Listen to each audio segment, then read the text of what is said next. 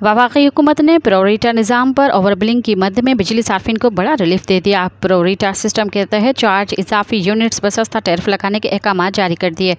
Pro rata system के तहत charge इजाफी units पर प्रोटेक्टेड सार्फिन का टैरिफ लगाया जाएगा।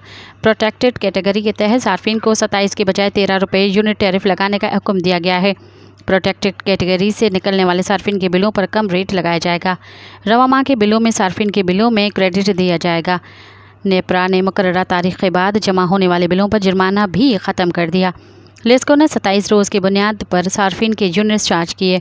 प्रोरेटा सिस्टम ने 30 रोज़ की बुनियाद पर औसत निकालकर सार्फिन को यूनिट्स चार्ज किए। औसत यूनिट्स चार्ज होने से सार्फिन प्रोटेक्टेड कैटेगरी से निकल गए थे। मज़ीद ख़बरन ऐं तफ़सीलात लाइ विज़िट कयो असांजी वेबसाइट www.awamiNewsHD.com ऐं ॾिसंदा रहो अवामी न्यूज़ HD।